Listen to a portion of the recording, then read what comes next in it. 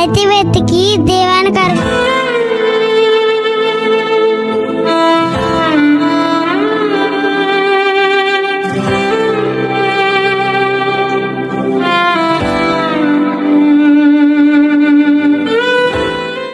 ప్రభుదయం అందరికీ ప్రశ్నడండి బాగున్నారా? ఇది వాగ్దానం ప్రసంగి గ్రంథము 5వ అధ్యాయము 9వ వచనము. ఏ దేశంలో రాజు భూమి విషయమై శ్రద్ధ పుచ్చుకున్నో ఆ దేశమునకు సర్వ విషయముల యందు మేలు కలుగును. యుధికాల సమయంలోనే ఏదో ఒక రాజు ఆ దేశం మీద శ్రద్ధగా ఉంటే చాలంట ఆ దేశం అంతా కూడా మేలు కలుగుతుందని వాకి లెక్కలు చెప్తున్నాయి. అయితే మనల్ని పుట్టించిన దేవుడు మనం అంటే చాలా ఇష్టమైన దేవుడు. మన కోసం ప్రాణం పెట్టిన యేసుక్రీస్తు ప్రభువారికి నువ్వంటే చాలా ఇష్టం.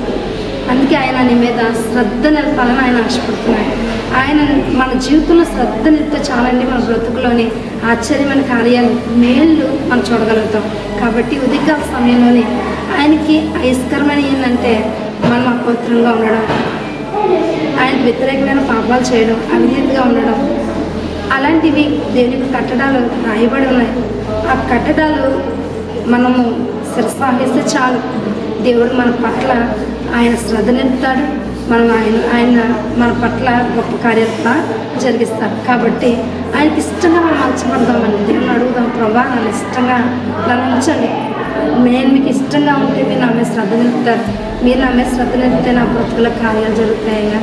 నా బ్రతుకు ఒకలానే ఉండిపోదు, ఉన్నతంగా నేను దీవించబడతాను, మీరు కలుగుతుంది అని దేవుని అడుగుదామని ప్రార్థన చేసుకున్నాం. జింకల దేవుడా, సజింకల దేవుడా నీకు వందనాలు చెల్లిస్తున్నాం. ఈ లోక రాజులే అయ్యా భూమి మీద శ్రద్ధ నిలిపితే అయ్యా తన జింకల దేవుడు, రాజుల రాజులు, ప్రభుల ప్రభు అయిన నీవు మా మీద శ్రద్ధ నిలిపితే మా బ్రతుకులు ఆశ్చర్యమైన కార్యాలు మేలు మేము చూడగలుగుతాం. ప్రభు కనికరించండి. మీకు ఆయస్కరంగా మేము చేసిన బ్రతుకు అపరాధము, దోషము, అవిధేత దయతో క్షమించండి. మీకు ఇష్టంగా మలచండి. నీ చిత్తం మా జీవితాల్లో జరిగించండి. యేసు నామములో అడుగుతున్నాం తండ్రి, ఆమేన్.